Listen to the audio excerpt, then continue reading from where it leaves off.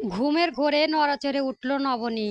তন্দ্রা আচ্ছন্নতায় সে অনুভব করলো কারো উষ্ণ আর জোরালো নিঃশ্বাস বারবার তার চোখ মুখে আশ্রে পড়েছে। ধীরে ধীরে চোখের পলক মেলাতেই নবনী আবিষ্কার করলো সে এক মজবুত বাহুবন্ধনে বন্দী হয়ে আছে। নবনী তাকে নিবিড়ভাবে জড়িয়ে ধরে গভীর ঘুমে মগ্ন। ঘুমন্ত দিব্য প্রশান্ত ঘুমের দিকে তাকাতেই নবনী ওষ্ঠধরে এক ছেলেতে মিষ্টি হাসি ফুটে উঠল। দিব্য কোনো হুঁশ নেই, সে যেন এক অতল তন্দ্রার সাগরে ডুবে আছে।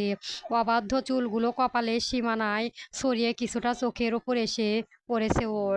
এই মুহূর্তে মানুষটাকে বড্ড স্নিগ্ধ আর মায়াবী লাগছে। নবনী নিজের অজান্তেই ভাবলো ইদানিং কি লোকটা তার কাছে একটু বেশি প্রিয় হয়ে উঠেছে। সে অত্যন্ত শান্তপর্ণে আলতো হয়ে অবাধ্য চুলগুলো দিব্যর চোখের উপর থেকে সরিয়ে নিল। ঘুমের ঘরে দিব্য ভ্রু জোড়া সামান্য কুঁচকে উঠল। সেই দৃশ্য চোখে নবনী হাসি পেয়ে গেল। অনেক কষ্টে ঠোঁট কামড়ে সে নিজের হাসি সংবরণ করলো। নবনীর মনে হলো এবার তার বিছানা ছাড়ার উচিত, কিন্তু দিব্য এই নিশ্চিত ঘুম ভাঙাতে তার মন চাইল না। এমনকি তার মুগ্ধ দৃষ্টিটুকুও দিব্যর মুখ থেকে সরিয়ে নিতে সে এক অদ্ভুত অনিচ্ছতা অনুভব করছিল। ঠিক সেই মুহূর্তে এক পরিচিত চপল কণ্ঠস্বর তার কানে এলো, মাম্মা গুড মর্নিং। তুমি কি উঠে গেছো? দিয়ে আকম্মটির ডাকে নবনী যেন সংবির্ষণ ফিরে পেল। এক ঝটকায় দিব্য বাহুবন্ধন থেকে ছিটকে সরে এলো। ঝাঁকুনি তীব্রতায় দিব্য ঘুমটাও ভেঙে গেল। সে অপ্রস্তুতভাবে চোখ মেলালো। নবনী তখন তাড়াহুড়ি করে বিছানায় উঠে বসেছে। দিয়াকে খুঁজতে গিয়ে নবনী নজর পড়ল ঘরে থাকা সোফার দিকে। সেখানে দিয়া উপুড় হয়ে দুই হাতে ভর দিয়ে শুয়ে আছে আর মাথা উঁচু করে বেশ কৌতূহলী চোখে তাদের পর্যবেক্ষণ করছে। মেয়েটা কখন যে ঘুমে থেকে উঠে নবনী টেরও পায়নি। লজ্জায় আর আশ্চর্যতা নবনী নুয়ে গেল। দিব্য উঠে বসে একবার নবনীর আরক্ত মুখের দিকে চাইল। পরক্ষণই দিয়া সেই ভঙ্গি দেখে হো হো করে হেসে উঠল। দিব্য হাসি দেখে নবনী আবারও দিয়ার দিকে তাকালো। এবার সে নিজেও নিজের হাসি আর চেপে রাখতে পারল না। খট থেকে খাট থেকে নেমে দিয়ার দিকে এগিয়ে নবনী আদুরে গলায় বলল, সোনা এটা তুমি কি করছো? কেন শুয়ে আছো শুনি? দিয়ার উপুড় হয়ে শোয়া অবস্থাতেই বেশ বিক্ষেপ মতো বলল, মাম্মা তুমি কি দেখতে পারছো না দিয়া কতটা ফ্যাস্ট হয়ে গেছে? তাই তো দিয়া পাপ্পা মতো বাম করছে। শরীর ফিট রাখার জন্য এসব করতে হয় মাম্মা। তুমি তো কিছুই জানো না। শেষের কথাগুলো তো ঠিক দিব্য কণ্ঠস্বর আর ভঙ্গি অনুকরণ করেই আওড়ালো। নবনী প্রথমে অবাক হলেও পরক্ষণে মেয়ের এমন কথা শুনে হেসে ফেলল। দিব্য ওদের দিকে এগিয়ে আস্তে আস্তে সায় দিল, একদম ঠিক। দিয়া সবসময় বেস্ট সিদ্ধান্ত নেয়। নবনী হাসতে হাসতে দিয়াকে কোলে তুলে নিয়ে সোফায় বসলো। দিয়া গায়ে একটা চুমু খেয়ে আদুরে গলায় বলল, তা আমরা আমার দিয়া সোনা ফ্যানটা ঠিক কোথায় শুনি? দিয়া তৎক্ষণাৎ হাত দিয়ে তার পেটটা দেখলো। স্বাস্থ্যের দিক থেকে দিয়া বরাবরই একটু নাদুস নুদুস, তাই তার ছোট পেটটা সামান্য দৃশ্যমান। মেয়ের এমন কাণ্ড দেখে নবনী আবারও খিলখিল করে হেসে উঠল। দিয়া এবার নবনীর চোখের দিকে তাকিয়ে বড় বড় চোখে প্রশ্ন করলো, মাম্মা দিয়াও কি বড় হয়ে গেছে তোমার মতো বিউটিফুল হবে? নবনী দিয়ার মাথায় হাত বুলিয়ে বলল, অবশ্যই হবে। দিয়া তো একটা রাজকন্যা, আর রাজকন্যারা তো অপূর্ব সুন্দরী হয়। তারপর একদিন দিয়া জন্য একটা রাজপুত্র আসবে, সেও দেখতে হবে ভীষণ সুদর্শন। সে দিয়ার সাথে করে নিজের রাজ্যে নিয়ে যাবে। নবনী এই সাধারণ রূপকথার গল্পটা শুনে দিব্যর বুকের ভেতরটা যেন হঠাৎ মোচড় দিয়ে উঠল। তার কলিজের টুকরো মেয়ে বড় হয়ে তাকে ছেড়ে অন্য কারো রাজ্যে চলে যাবে, এই কল্পনাটুকুও তার কাছে অত্যন্ত নিষ্ঠুর মনে হলো। সে এক ঝটকায় দিয়াকে নবনীর কোল থেকে নিজের বুকে টেনে নিল। নবনী এমন আকম্মিত আচরণে অবাক হয়ে চেয়ে রইল। দিব্য মেয়ের কপালে একটি চুমু খেয়ে দৃঢ় স্বরে বলল, দিয়া একটা প্রিন্সেস, আর সে অনেক শক্তিশালী। দিয়াকে আগলে রাখ রাখার জন্য সবসময় তার পাপ্পা থাকবে। আর পাপ্পা যদি কোনোদিন না থাকে তবে পাপ্পা দিয়াকে এমন এক কুইন বানিয়ে দিয়ে যাবে যাতে নিজেকে রক্ষা করার জন্য তার কোনো রাজপুত্রের দরকার না পড়ে। নবনী এবার বিরক্তিতে ভ্রু কুঁচকে এলো।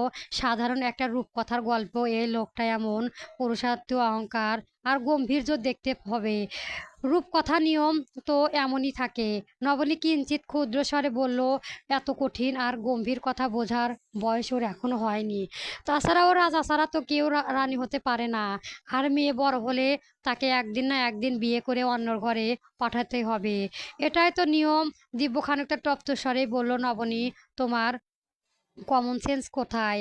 এইটুকু একটা বাচ্চার কানে এসব বিয়ের কথা কেউ ঢোকায়? আর ওর ভবিষ্যৎ নিয়ে যদি এতই চিন্তা হয় তবে শোনো, বিয়ের পরও দিয়ে আমার কাছেই থাকবে। ওকে আমি কোথাও যেতে দেব না। নবনী যেন চুপ করে যাওয়ার ছাড়া উপায় নেই। তবে মনে মনে সে প্রচণ্ড বিরক্ত হলো। কি অদ্ভুত জেদ এই লোকটার! দিয়াকে সে ভালোবেসে ঠিক, কিন্তু আছে কিন্তু, তাই বলে বাস্তবে অস্বীকার করা। সব কিছুতেই যেন একটা বাড়াবাড়ি ভাব। বড় বড় চোখে দিয়া এবার তাদের দুজনের মুখের দিকে তাকিয়ে দুজনের কৌতূহলী গলায় বলল, মাম্মা, পাপ্পা, তোমরা কি ঝগড়া করেছো? Very bad. এখনই ভাব করো। পাপ্পা, তুমি মাম্মাকে সরি বলো। নবনীর মুখখানা ভার হয়ে আসে লক্ষ্য করলো দিব্য। মনে মনে সে এক চিলেতের হাসলো। দিয়া অবদার মেটাতে সে সামান্য এগিয়ে এলো নবনীর দিকে। তারপর কিছুটা ঝুঁকে নবনীর বা গালে আলতো করে ঠোঁট ছুঁয়ে অত্যন্ত নিভু স্বরে বলল, সরি নবনী। নবনীর চোখের পলক থমকে গেল। স্তম্ভিত হয়ে সে দিব্যর পরনে চেয়ে রইল। পরক্ষণে বিষয়টি তার মস্তিষ্কে খেলে গেল। মুহূর্তে লজ্জায় এক তীব্র আভা তার সারা মুখে রক্তিম রং ছড়িয়ে দিল। দিব্য দিয়ার সামনেই এমন একটা কাণ্ড ঘটিয়ে বসলো। তার ছিল নবনীর কল্পনাতি, অথচ দিব্য মুখভঙ্গি একেবারেই স্বাভাবিক, যেন কিছুই হয়নি। সে দিয়াকে উদ্দেশ্য করে বলল, এবার কি মাম্মা ঠিক আছে? মাম্মা, চলো আজ জিম রুমে গিয়ে আমরা 5 প্র্যাকটিস করব। জিয়া খুশিতে আত্মহারা হয়ে মাথা নাড়ালো। একদম ঠিক আছে মাম্মা, রাগ করে থেকো না কেমন? পাপ্পা তো তোমাকে আদর করে দিয়েছে। দিয়া পাপ্পা বেস্ট, তাই না? পাপ্পা চলো, দ্রুত চলো। বিস্ময়ক বিরোধ হয়ে থাকা নবনীর পেছনে ফেটে গটগট করে ঘরে থেকে বেরিয়ে গেল বাবা মেয়ে। নবনী ঘাড় ঘুরিয়ে তাদের যাওয়ার পথের দিকে তাকিয়ে রইল। মানুষটা যে এতটা অসভ্য হতে পারে তা সে স্বপ্নেও ভাবেনি। শুধু অসভ্য নয়, লোকটা রীতিমতো ধূর্ত। পরক্ষণে নিজের অজান্তেই নবনীর ঠোঁটের কোণে হাসি ফুটে উঠল। আপনার মনেই আপন মনেই হেসে ফেলল। ক্লাব ঘরে এক কোণে জর্জিন একটা কাঠের চেয়ারে নিঃশ্বাস হয়ে বসে আছে কালরত। আঙুলের ভাঁজে জ্বালান্ত সিগারেট থেকে নীলচে ধোঁয়ায় কুঞ্চিলিও পাকিয়ে উঠেছে। গত কয়েক ঘন্টা একের পর এক সিগারেট পুড়িয়ে সে ইতিমতো এক প্যাকেট শেষ করে ফেলেছে। ঘরের চার দেওয়ালের ভেতরটা এখন নিকোটিনের ভারী ধোঁয়ায় অন্ধকারচ্ছন্ন। শান্ত, অত্যন্ত আর অভিক সহ আরও একজন ছেলে সেখানে উপস্থিত। তারা সবাই বাদ্যযন্ত্র হাতে নিয়ে বিমূঢ় হয়ে বসে আছে। বলা যায় একটা একটা গানের ব্যান্ড তাদের। রাতে কনসার্ট, অথচ হিয়ার সান্ডে বিন্দুমাত্র লক্ষ্য নেই। কাল রাতের এমন বিধ্বস্তি মেজাজ করণে বোধগম্য হচ্ছে না। গিটারের সুর তোলার বদলে সবাই এখন এক অদৃশ্য ভয়ের আষ্টিও হয়ে আছে। কাল রাত সাফ জানিয়ে দিয়েছে, তার অনুমতি ছাড়া এখন কেউ যেন টু শব্দটি না করে। অবশেষে অভিক আর স্থির থাকতে পারল না। ধৈর্য হারিয়ে সে এগিয়ে গিয়ে কালরাতের হাত থেকে জ্বালান্ত সিগারেটটা কেড়ে নিয়ে ছুঁড়ে ফেলে দিল। কালরাত ধীরে লয়ে ঘাড় ঘুরিয়ে তাকালো। তার দু চোখে রক্তবর্ণ ধারণ করেছে, যেন ভেতরে কোনো এক প্রবণকালী দহন চলেছে। অভি অভিক সামান্য ঘাড় বাঁকলেও পিছু হাঁটলো না। ধমকের সুরে বলল, কি শুরু করেছিস বল তো তুই? একবেলা এক গাদা সিগারেট দিয়ে কি আত্মহত্যা নতুন কোনো রেকর্ড গড়ার ধান্দা করেছিস? কাল রাত শীতল গলায় বলল, সিগারেট ফেরত দে অভিক। আমার মাথা কাজ করছে না। এসব নিত্যবাক্য শোনার মতো অবস্থা নেই আমি। অভিক নাছোড়বান্দা তপ্তস্বরে বলল, বললেই হলো। কাল রাতে তো তোকে বেশ চরম মানে মনে হলো। নিজের মুখে বললি ইরার জন্য তোর আর বিন্দুমাত্র অপেক্ষা নেই। তুই নাকি অনায়াসে মুভ অন করেছিস। তাহলে কাল রাতে এমন কি মহাপ্রলয় ঘটলো যে আজ সকাল থেকে পুনরায় মরণ নেশায় নিজেকে ডুবিয়ে দিচ্ছিস? অভিষেকের সোজাসাপটা প্রশ্নের কাল রাত যেন মুহূর্তের জন্য থমকে গেল। কাল রাতে যেই সেই ঝড়ের হাওয়া নির্জনার সাথে কাটানো সেই অতি বিমুখকারী মুহূর্তগুলো তার অস্তিত্বের গভীর এখন বিষ হয়ে বিচ্ছে। নিজের ওপরই এক চরম বিশ্রীতা তার ভেতরটা দুমুচড়ে যাচ্ছে। তুই বুঝবি না অভিক, সমস্যা ইরাকে নিয়ে নয়, সমস্যা আমার ঘরের ভেতর যাকে নিয়ে এসেছি তাকে নিয়ে। কথাটা বলে চেয়ারে গা এলিয়ে দিয়ে দিল কালরথ। অনন্ত সামনে এগিয়ে এসে খানিকটা বিস্ময়ক নিয়ে শুধালো, তোর নির্জানাকে নিয়ে এত কি সমস্যা ভাই? মেয়েটা কোন দিক দিয়ে খারাপ? হাজার গুণে বিচার করলেও সেই ইরার চেয়েও বহুগুণে শ্রেষ্ঠ। শান্ত পাশ থেকে সায় দিয়ে হালকা সুরে যোগ দিল, বলল, সেটাই তো। তোর সাথে যদি বিয়েটা না হতো তবে কনফার্ম আমি ওকে বিয়েই করতাম, তা যে কোনো মূল্যেই হোক। বন্ধুদের এমন অকপট প্রশ্ন কালরাতের কোনো স্টেপ তপ্ত সীসার মতো বিঁধল। সে এক ঝটকায় চেয়ার ছেড়ে উঠে দাঁড়ালো, চোয়াল শক্ত করে দাঁতে দাঁত পিষে বলল, আমার হাতে মরতে না চাস তবে সব কয়টা একদম চুপ থাক। তোরা যদি আমার জায়গায় থাকতিস তবে বুঝতিস অশান্তি কাকে বলে। আমার কোথায় এক চিলেতে শান্তি নেই। ঠিক আছে, অনেক হয়েছে, আমি চলে যাচ্ছি। আর কাউকে বিন্দুমাত্র প্রতিবাদের সুযোগ না দিয়ে কালরাত ঝড়ের বেগে ঘর থেকে বেরিয়ে গেল। তার প্রস্থানের দিকে বাকি সবাই বিমুখ হয়ে তাকিয়ে রইল। ওদের অপরাধটা ঠিক কোথায় ছিল তা কেউই বুঝে উঠতে পারল না। কাল রাত যখন ফিরে এলো বাড়ির সবাই তখন সকালের নাস্তার টেবিলে সমবেতন। কোনো দিকে না তাকিয়ে সে সোজা নিজের ঘরের দিকেই পা বাড়িয়েছে ছিল, কিন্তু আলেখা সজাগ দৃষ্টি এড়াতে পারল না। তার ডাকে বাধ্য হয়ে সে পুকুর পাশে খালি চেয়ারে গিয়ে বসলো। নির্জানা ঠিক তার সম্মুখে বসা, অথচ কালরথ একবারও মুখ তুলে সেদিকে তাকানোর সাহস পেল না। নির্জানা আজ সকালে ঘুম ভেঙে পাশে কালরথে কে পায়নি।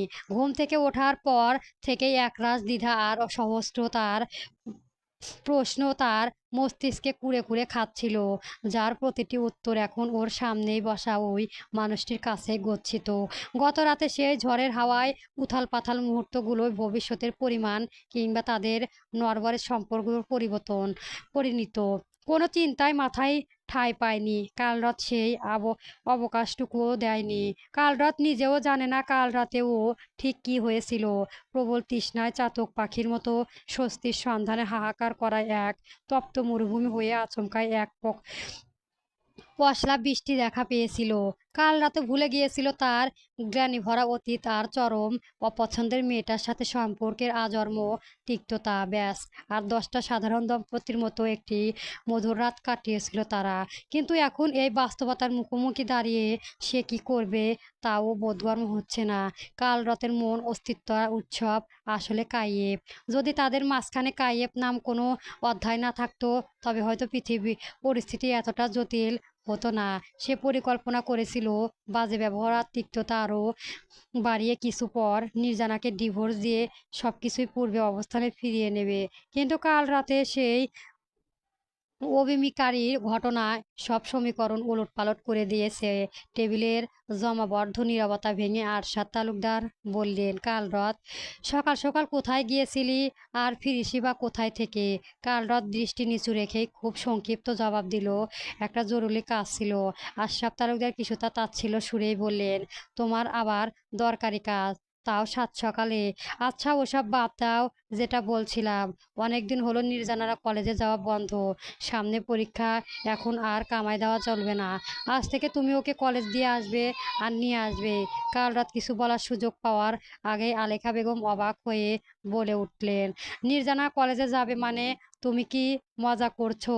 আশরাফ তালুকদার ভ্রু কুঁচকে বললেন, আশ্চর্য আলেখা, এটা মজা করার মতো কথা হলো? নির্জানাকে তো পড়াশোনা চালিয়ে যেতেই হবে।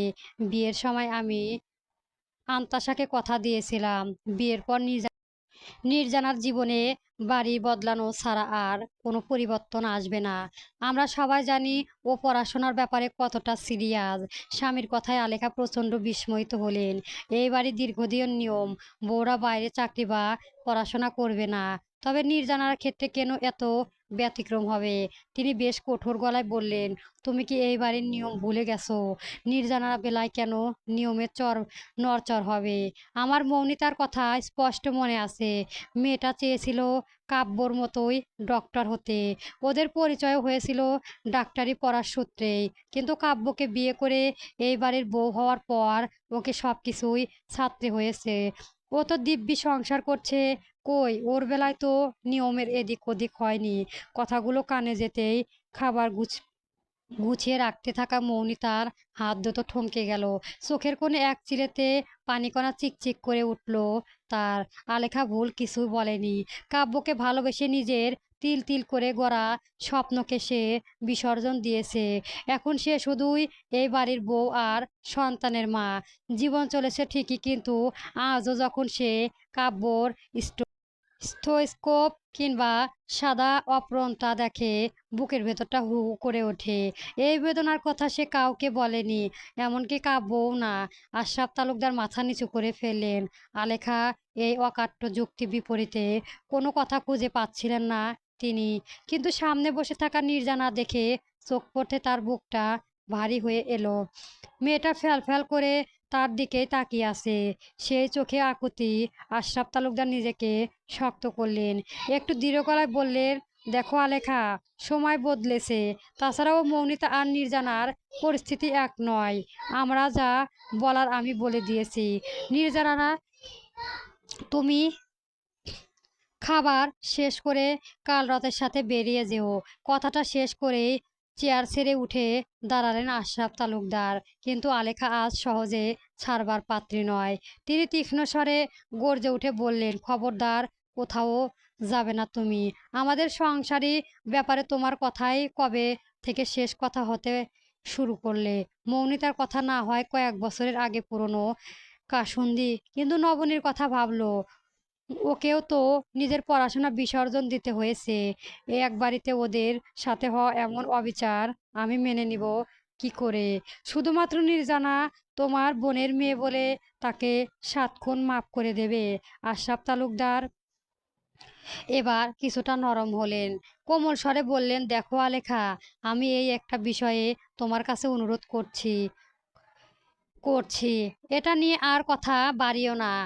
পড়াশোনার বাদে সংসারের বাকি সব দায়িত্ব তোমার। নিয়ম তুমি যা বলবে তাই হবে।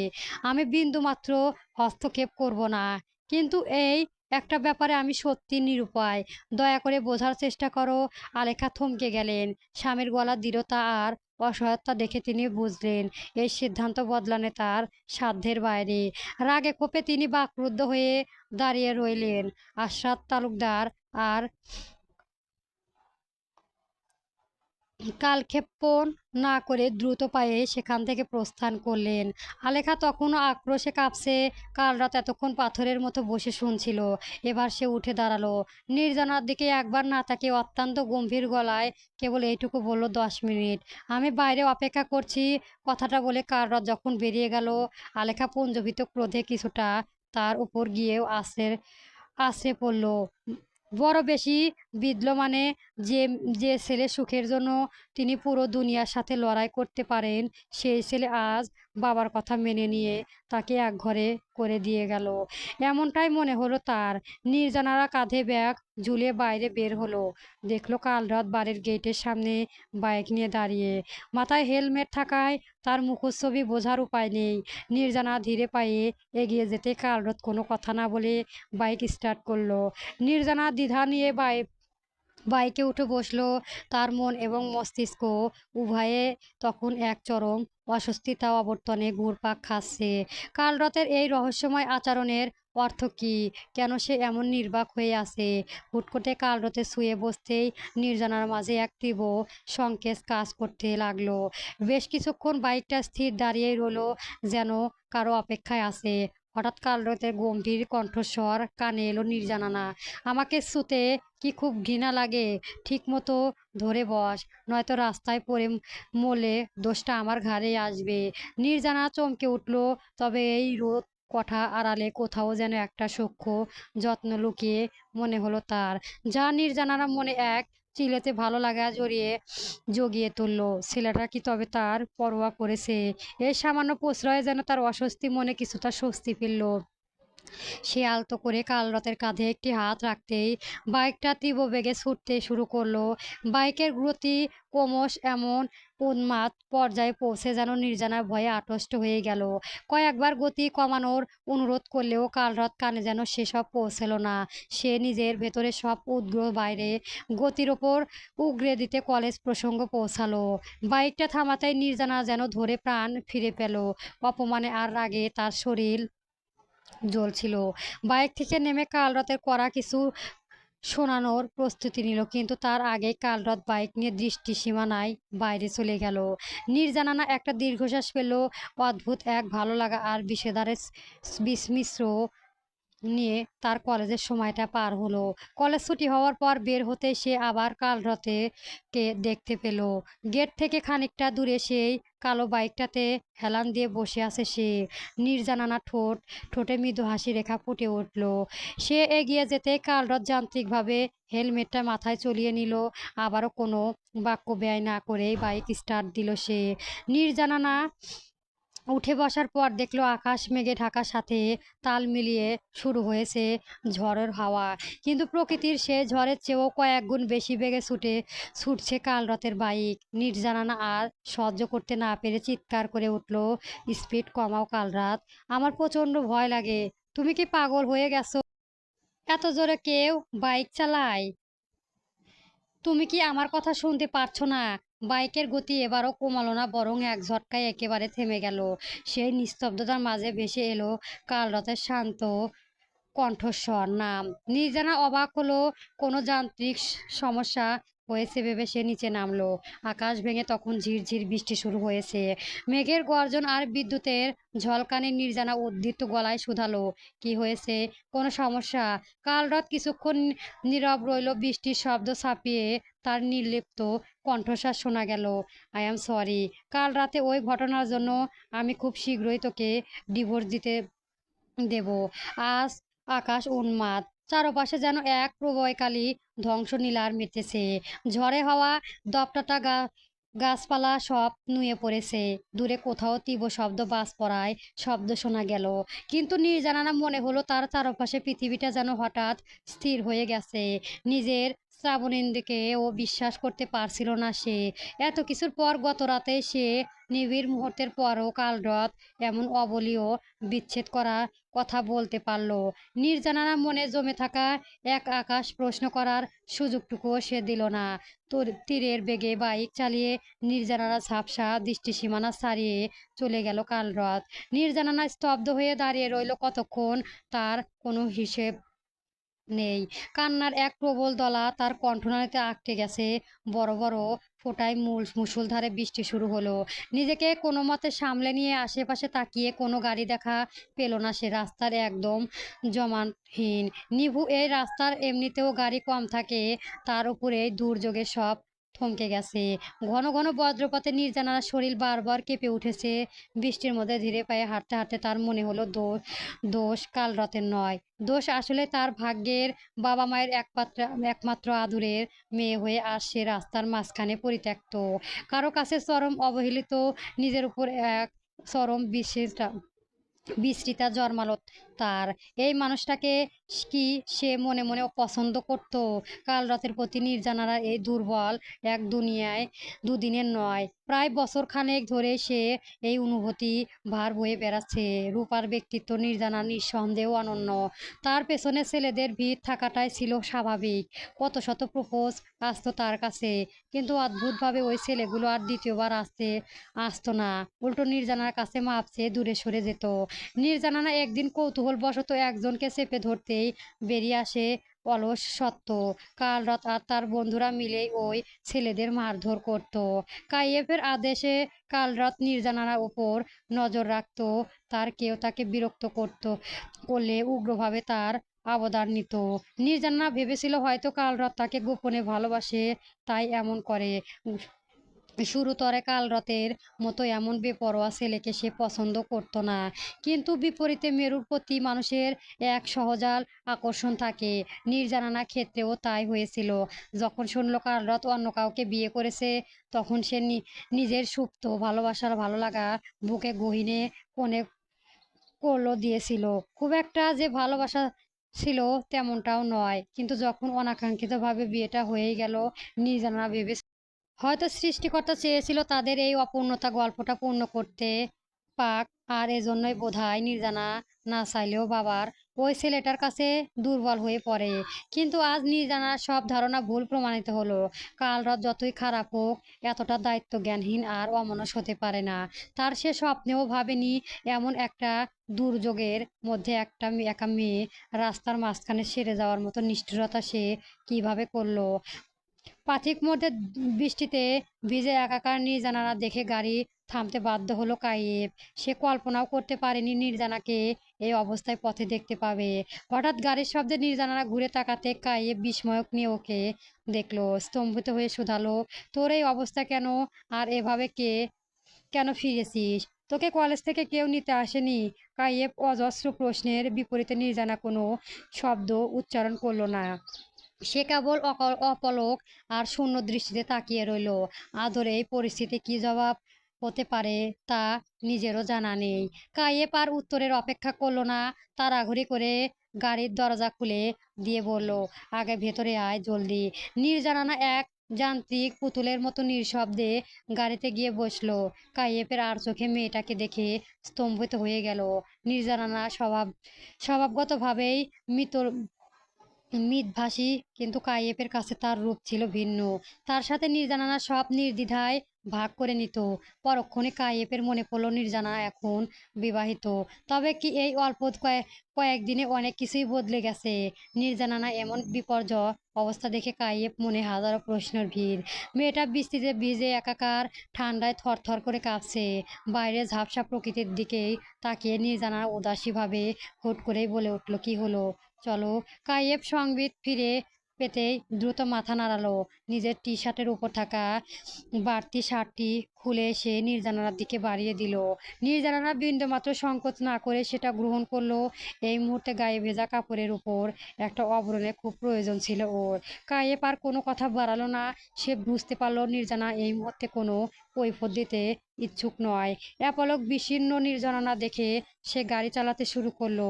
ড্রয়িং রুমে তখন বাড়ির সবার দুশ্চিন্তা কেন্দ্রবিন্দুও ছিল নির্জানানা। ওকে অক্ষত অবস্থায় ফিরতে দেখে সবাই স্থগিত নিঃশ্বাস ফেললেও ওর বিধ্বস্ত রূপ দেখে অবাক হওয়া থামলো না কারো। সবার কৌতূহলী প্রশ্ন আর উদ্গতকে উপেক্ষা করে নির্জানা সোজা নিজের ঘরের দিকে পা বাড়ালো। কারো কোনো কথা উত্তর দিল না। সিঁড়ি দিয়ে ওঠার সময় মাঝপথে কাল রাতের সাথে ওর দেখা হলো। দুজনের চোকাচোকি হলেও কোনো বাক্য বিনিময় হলো না, কেবল একজোড়া শীতল চাহনি বিনিময় হলো। কাল রাতের হয়তো কিছু একটা বলতে চেয়েছিল, কিংবা অপরাধবোধে থেকেই নির্জানার পেছনে পেছনে ওর ঘর পর্যন্ত গেল। কিন্তু কাল রাত কিছু বুঝে ওঠার আগেই নির্জানানীয় সব শব্দে ঘরের দরজা বন্ধ করে দিল। সেই বন্ধ দরজার উপাসে পড়ে রইল কাল রাতের অপ্রকাশিত শব্দ আর নির্জানার এক বুক চাপা অভিমান। দুপুরের পরে বৃষ্টি তাগুক থেমেছে। ধুয়ে যাওয়ার নীল আকাশে এখন কড়কড়ে রোদের ঝিলিক। দেখে বোঝার উপায় নেই এই কিছুক্ষণ আগেও এখানে প্রকৃতির উগ্রতা ফুটে উঠেছিল। সন্ধ্যায় রাস্তা তৈরি শুরু করতে নবনী রান্নাঘরে প্রবেশ করলো। সেখানে মিলুক আর মৌনিতা আগে থেকেই কাজে ব্যস্ত। মৌনিতা গম্ভীর মুখোপায় দেখে নবনী সহজেই আঁচল করতে পারলো যে আবহাওয়া শান্ত হলেও রান্নাঘরে পরিবেশটা বেশ গুমট হয়ে আছে। আজকে মেনুতের কলিজা, সিঙ্গারা আর নুডলস। নবনী এগিয়ে গিয়ে বলল, একটু দেরি হয়ে গেল, কিছু মনে করো না। আসলে দিয়াটা আজ কিছুতেই ঘুমাতে চাইছিল না। ওকে সামলাতেই সব সময় চলে গেল। মৌনিতার মেজাজ আগে থেকেই তিরিক্ষে হয়েছিল। নবনী রান্নাঘরে কাজে এমনিতেই খুব একটা পটু নয়। তার উপর সবটুকু সময় সে মেয়ের পেছনে ব্যয় করে। সংসারে বাকি কাজের চাপ মৌনিতার ওপরেই এসে পড়ে। তারও তো দুটো সন্তান আছে। কই, সে তো ঠিকই সবকিছু সামলে নেয়। মৌনিতা রুক্ষ কণ্ঠে বলল, সমস্যা নেই, মৌনিতা তো আছেই। সব খাটাখাটনি আর হাড়ভাঙা খাটুনি তো ওর ভাগ্যে লেখা। বাকিরা যেন তার মতো আয়েশ করতে পারে। নবনীতা হাসি মুখে মুহূর্তে স্নান হয়ে গেল। মৌনিতা যে ক্ষুব্ধ হয়ে আছে তা সে জানতো, তবুও এমন সোজাসাপটা থাকা মনে গিয়ে বিঁধল। সে মনে প্রাণে চেষ্টা করলো সবকিছুই গুছিয়ে নিতে। কিন্তু এইবার বড় কিন্তু এই বড় সংসারে চাকা ঘোরানো তার মতো মেয়ের জন্য বড্ড কঠিন হয়ে দাঁড়ায়। তবুও পরিস্থিতি শান্ত করতে সে মৌনিতার কথাটুকু মুখ বুজে হজম করে নিল। প্রসঙ্গ পাল্টানোর চেষ্টায় মিলুর দিকে তাকিয়ে বলল, মিলু আপা, তোমার ওই সমস্যাটা কি কোনো সমাধান হলো? মিলু মৃদু মাথা নেড়ে সায় দিয়ে কাজে তাড়া দিল। বড় ভাবি, তুমি বরং নুডলসগুলো প্লেট বেড়ে ফেলো, নাস্তা দেওয়া সময় হয়ে এলো। মৌনিতা এবার দ্বিগুণ অভিমান হলো। কড়াই নাড়তে নাড়তে গলার স্বরে অভিমানে ঢেলে বলল, বাহ, এখন কি আমার কথাও উপেক্ষা করা শুরু করলে নবনী? তাও তো করবেই। এখন নতুন যা এসেছে বলে আমি তো এখন পর হয়ে গেছি। নবনী আলতো করে হাসলো। এই কয়েকদিনে সে মৌনিতাকে বেশ চিনেছে। মানুষটা মেজাজ কখনো কখনো চড়া হলেও মনটা একেবারে কাচের মতো সচ্ছল। নবনী ধীরে পায়ে এগিয়ে গিয়ে মৌনিতাকে পেছন থেকে জড়িয়ে ধরলো। মিলয়ম গলায় বলল, তোমাকে কি করে বলতে পারি, তোমার দরকার তো আমার সব সময় লাগে। তাছাড়াও তুমি তো বলো তুমি আমার জানাও আমার বড় বোন। তাহলে? মৌনিতা হেসে ফেলল। হয়েছে হয়েছে, আর ঢং করে ভুলিয়ে রাখতে হবে না। যাও, হাত চালাও। সব কাজ কি আমি একাই করব? বাড়ির একজন তো সেই সকালেই নাস্তা খেয়ে বের হলো। তারপর দুপুরে ফিরে ফিরে ঘরে যে খিল দিল, আর বের হওয়ার নামগন্ধই নেই। তাকে তো আর কেউ কিচ্ছু বলবে না। নবনী আলতো করে মৌনিতাকে ছেড়ে দিয়ে নিজের কাজে মন দিল। সে বেশ বুঝতে পারছে মৌমিতা কার দিকে ইঙ্গিত করছে। এই বাড়িতে নির্জানার আগমন এবং তাকে ঘিরে নিয়মের যে ব্যতিক্রম ঘটেছে তা নিয়ে ভেতরে ভেতরে সবার মনে একটাই অস্বস্তিতার দানা বেঁধেছে। মৌমিতা এবার গলার স্বর কিছুটা নামিয়ে চাপা গলায় শুধালো, আচ্ছা নবনী, তোমার কি একটু রাগও হচ্ছে না? খারাপ লাগছে না নিজের জন্য? নবনীর হাত দুটো ক্ষণিকের জন্য থমকে গেল। খারাপ যে লাগছে তা নয় তো কি, গ্রাজুয়েশন শেষ করে নিজের একটা পরিচয় গড়ার স্বপ্ন তো তারও ছিল। কিন্তু সে যে এখন এক বিরাট দায়িত্বের অবর্তে বন্দী। বিয়ের আগে এতটাই মানসিক বিপর্যয়ের মধ্যে দিয়ে যাচ্ছিল যে নিজের ক্যারিয়ার বা পড়াশোনা নিয়ে ভাবার সুযোগই পায়নি। আর এই বাড়ির কঠিন নিয়মের কথা তো তার অজানা ছিল না।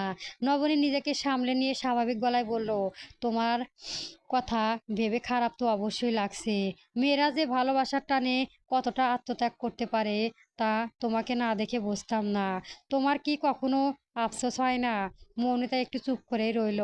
তারপর বলল, আফসোস হয় না, কারণ সিদ্ধান্তটা আমার ছিল। আর কাব্য আমাকে কখনো আফসোস করার সুযোগ দেয়নি। বিয়ের এত বছর পরও আমাকে আগলে রাখে। ডক্টর বড্ড ভালোবাসে। কিন্তু হুট করে আজ এই পুরো নিয়ম ভাঙা দেখে খুব কষ্ট পেয়েছি। মনে হচ্ছে আমাদের ত্যাগগুলো যেন তুচ্ছ ছিল।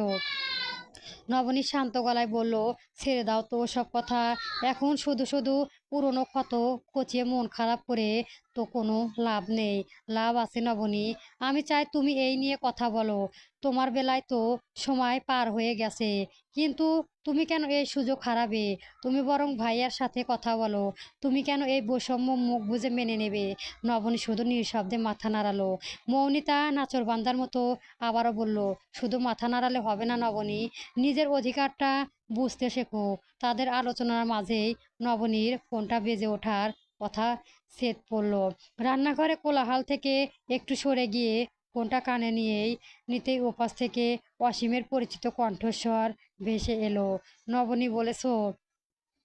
নবনী নিজের কানকে বিশ্বাস হচ্ছিল না। ফোনের ওপাশে অসীমের কণ্ঠস্বর নিশ্চিত হতে তার ধমনীতে রাগের তীব্র স্রোতে বেয়ে গেল। মুহূর্তের জন্য তার হিতাহিত জ্ঞান লোপ পাওয়ার উপক্রম হলো। রান্নাঘরে মৌমিতাদের উপস্থিতিতে সে নিজেকে প্রাণপণ সংবরণ করলো। দাঁতে দাঁত চেপে অত্যন্ত নিচু অথচ তীক্ষ্ণ স্বরে বলল, কোন সাহসে তুমি আমাকে ফোন করেছো? কি চাই হ্যাঁ? তোমার স্পর্ধা দেখে আমি অবাক হচ্ছি। ওপাশ থেকে অসীমের স্ততীয় কণ্ঠস্বর ভেসে এলো, আগে আমার পুরো কথাটা শোনো নবনী। তোমার সাথে প্রেম আলাপ করার জন্য ফোন করিনি আমি। ওষুধের ৩ নাম্বার গোডাউনে আগুন লেগেছে। বড় সাহেবকে বারবার কল দিচ্ছি কিন্তু তিনি ফোন ধরছেন না। আর সবচেয়ে বড় কথা হলো দিব্য তালুকদার, তোমার প্রিয় স্বামী, তখন এখন ওই জ্বালান্ত গোডাউনের ভেতরে আটকা পড়ে আছে। আশরাফ তালুকদারের খবরটা জানিয়ে দাও। অসীমের শেষ কথাগুলো নবনীর কানে যেন জলপ্রাতের মতো আছড়ে পড়ল। চোখের সামনে পুরো পৃথিবীটা এক নিমেষেই দুধ ধুসে উঠল তার। হাতের মুঠোয় শীতল হয়ে ফোনটা সশব্দে মেঝেতে ওপর আছড়ে পড়ল। ফোনের সেই আওয়াজে চমকে উঠল নিমো, মিলু আর মৌনিতা। মৌনিতা হাতে কাজ ফেলে অবাক হয়ে শুধালো, এ কি নবনী, ওভাবে ফোনটা ফেলে দিলে কেন? কি হয়েছে তোমার? নবনী সে কোথাও উত্তর দেওয়ার মতো অবস্থা ছিল না তার। শ্রাবণিন্দ এখন অসীমের ওই কথাটির বাক্য থমকে আছে। এক হাতে শাড়ির কুচি সামলে নিয়ে উন্মনিতের মতো সে রান্নাঘর থেকে ছুটে বেরিয়ে গেল। মৌনিতা মুহূর্তকাল কিংবদন্তি বিমোট হয়ে দাঁড়িয়ে রইল। তারপর খারাপ কিছু একটা আজ করে নবনীর পিছু নিল। নবনী হতদন্ত হয়ে আশরাফ তালুকদারের ঘরে গিয়ে ঢুকলো। তিনি তখন দুপুরের ভাত ঘুমের আচ্ছন্ন ছিলেন। পাশে আলেখা জেগে থাকলেও নবনীকে এমন বিধ্বস্ত আর পাংশুক মুখে ঘরে ঢুকতে দেখে তিনি ভীষণ ঘাবড়ে গেলেন। নবনী কোনো মতে সবটুকু বলতে ঘরে যেন আকাশ ভেঙে পড়ল। আলেখা হাউমাউ করে কেঁদে উঠলেন। আশরাফ তালুকদার বিদ্যুৎ বেগে বিছানায় ছাড়লেন। মুহূর্তের মধ্যে কালরত আর কাইয়েফের ডেকে জড়ো করে নিলেন তিনি। বাড়িতে এক হাহাকারময় শোরগোলে পড়ে গেল। তড়িঘড়ি করে সবাই গাড়ির দিকে ছুটল। কিন্তু নবনী অবাধ্য মন কিছুতে স্থির করতে পারছিল না।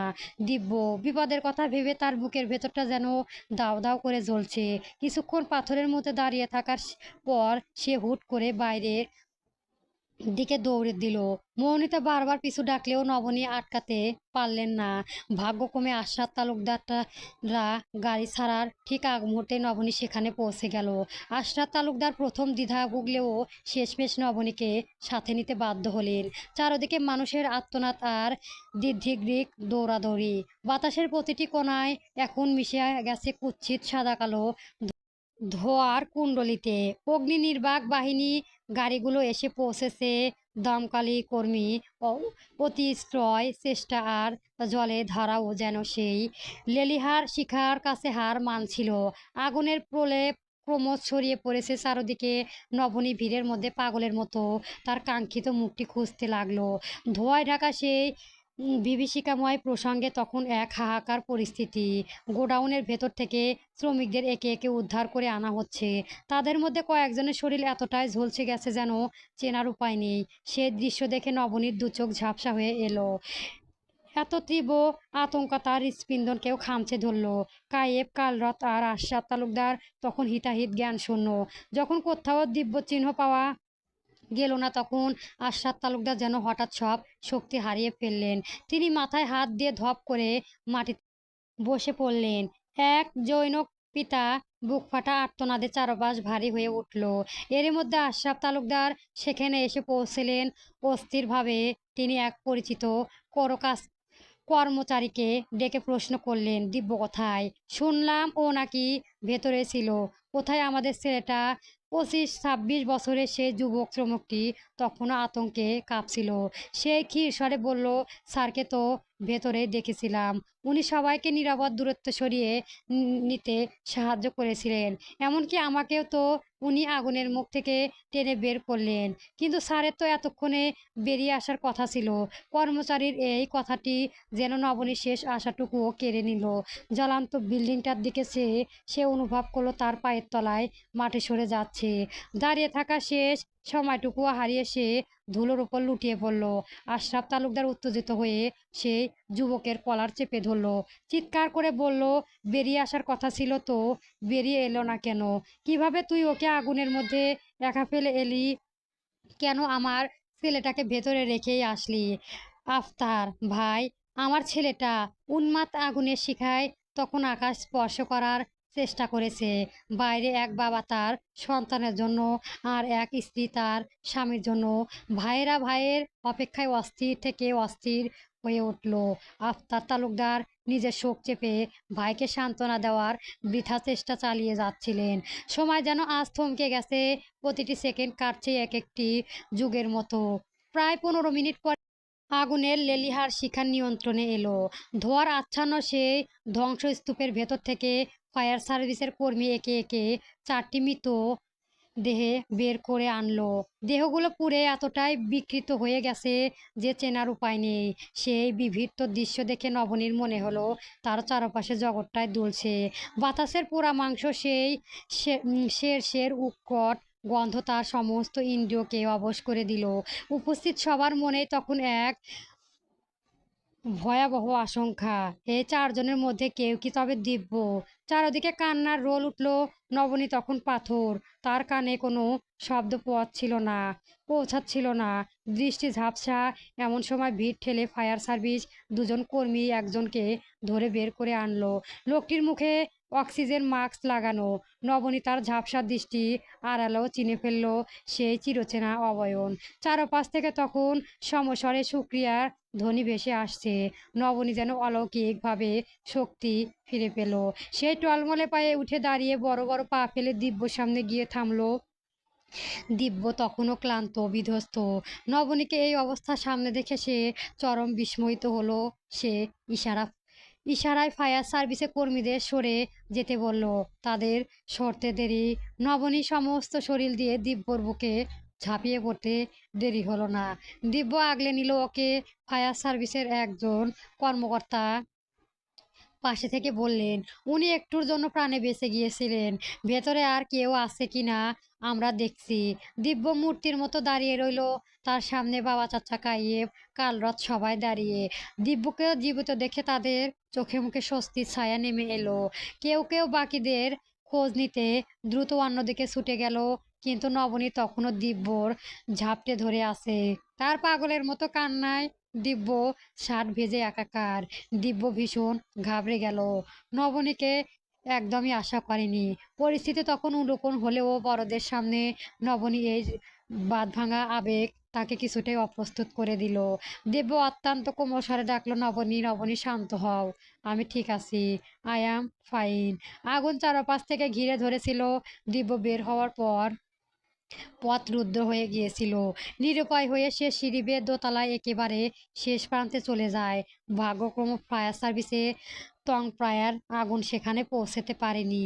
নবনী এবার দিব্যর বুক থেকে মাথা তুলে তার মুখের দিকে তাকালো। কাঁপা কাঁপা দুহাতে দিব্যর মুখটা আগলে ধরে সে আবারও ডুকরে কেঁদে উঠল। নবনী এই রূপে দেখে দিব্য প্রচণ্ড অবাক হলো। তার যেন আজ অবাক হওয়ার পালা। নবনী কম্পিত গলায় বলতে লাগলো, আপনি সত্যি ঠিক আছেন তো?